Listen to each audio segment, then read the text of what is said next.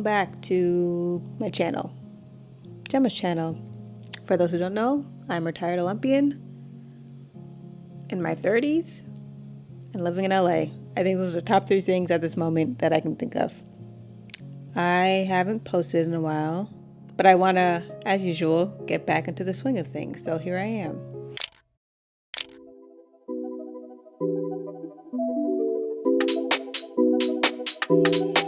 건너편에 앉아있어 한 걸음씩 가까이 더 기다리다 보면 알겠지 너 따라가다 보면 나는 네 자취를 남겨줘 세상에는 아마도 정말로 너 뿌리고 나갈 때 널 따라가줘 baby 그대의 어깨에 두 손은 안 놔요 아무것도 가진 것 없이 나 babe 아직도 나 feeling you 온통한 I don't need to wake up 아직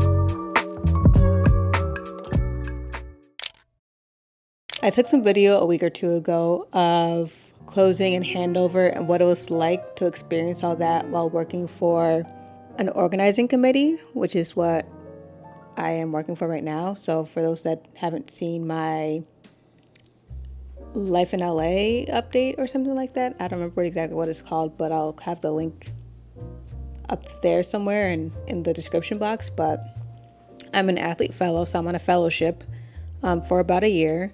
And so I work for LA28, which is the organizing committee for the Los Angeles Olympics and Paralympics. And so, yeah, trying to get the games going and running and happy and awesome. And it definitely feels more real now that Paris is halfway over. They still have the Paralympics left, so watch that. If you didn't plan to, please watch it. It's very fun. So it was definitely a different experience to, one, like experience it in an organized committee. So like have, events thrown and then being able to go to those events and kind of like get really hyped more than usual. I'm already super hyped all the time for the Olympics and Paralympics. But like going to see like these things that, I don't know, maybe I only would see on social media. So it's super awesome to be involved and have that happen. For closing ceremony, we went to, I don't know, like a closing ceremony event or something. I don't remember exactly what they called it, but it was a cool event. There was like acrobats. They hired these show people. I don't know. It was very like unexpected. I didn't know what to expect, and I almost even skipped it because I was tired. I don't know. But I'm glad I went. It was a fun experience. Lots of good food, lots of fun people. We got to like see the closing ceremony happen on like this dome screen. I guess that's what the sphere is supposed to be like, but clearly not as huge. It's like way smaller, but it was a really cool experience, and it was cool to like be in an atmosphere of people who were super excited for the Olympics and sport, and kind of also understood a lot about what it goes into it. Not just from an athlete perspective, but like even just putting it on, what that takes, and then feeling the energy as we like have to like build up to do the same thing. I think that was really cool. Open my eyes, I slept through the day, feeling uneasy, I push it away. Last night was fun, don't feel like today. Let's do it again, let's go on a date. 'Cause tonight I'm gonna take you out and live the dream that we've been talking about, so we can land and spend up all our nose. Let's forget that we broke.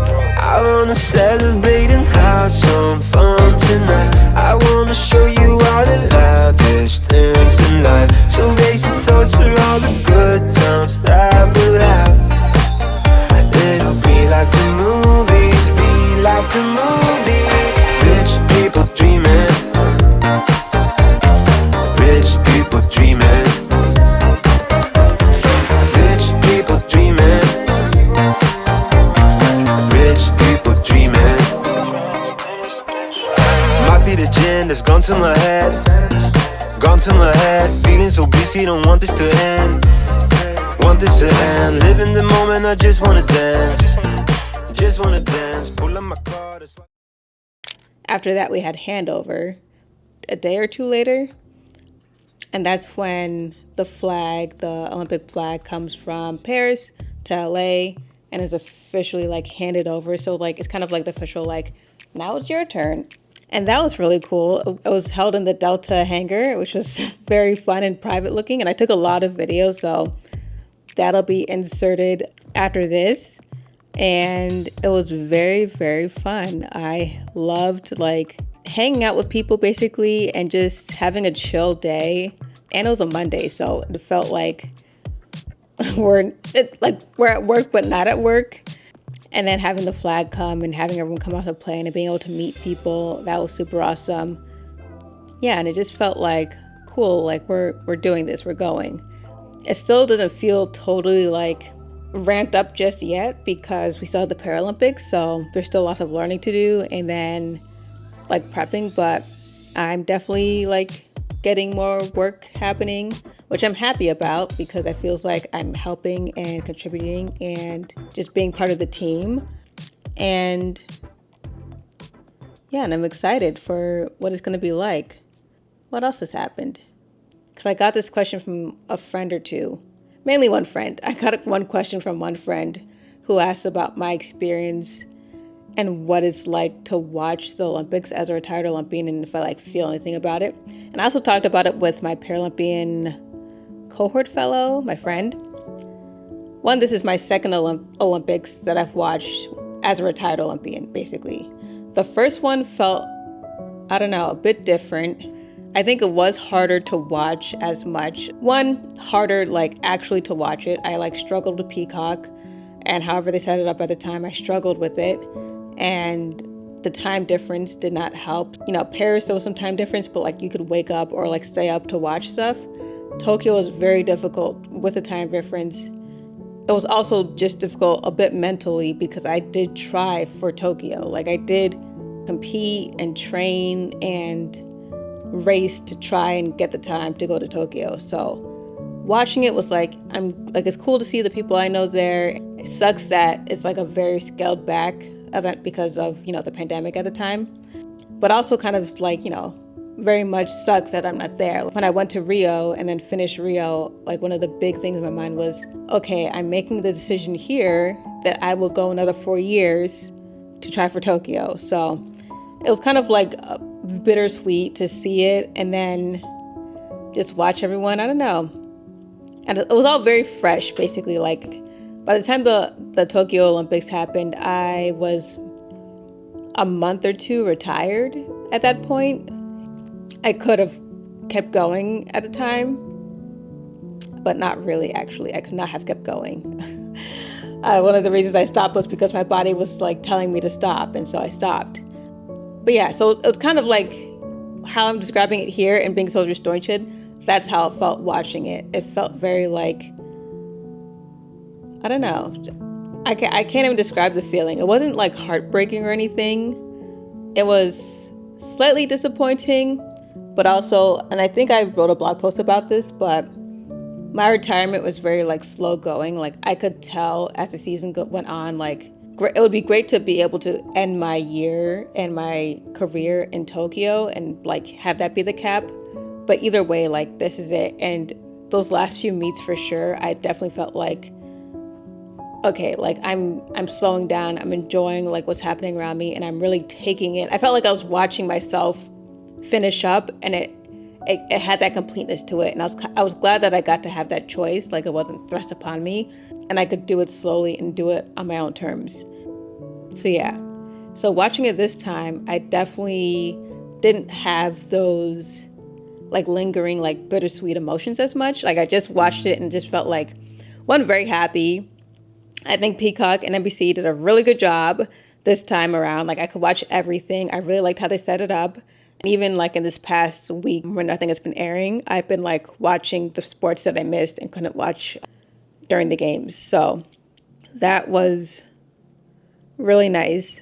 It was really awesome to see, again, people I still have competed with, were still competing and training, and see them there and root for them and feel like it kind of feels like a connection. Like, I know-ish that person and I'm rooting for them and I hope they do well. And it's cool to see that they made it here and cool to see them doing well. And yeah, I just feel proud, like a proud parent for some reason, even though like I'm not even close to all these people, but I just feel like a proud parent, like to see them go off and do these things and like and compete, whether they won a medal or not. Like, seeing them there feels like I'm so glad that they did it and they made it.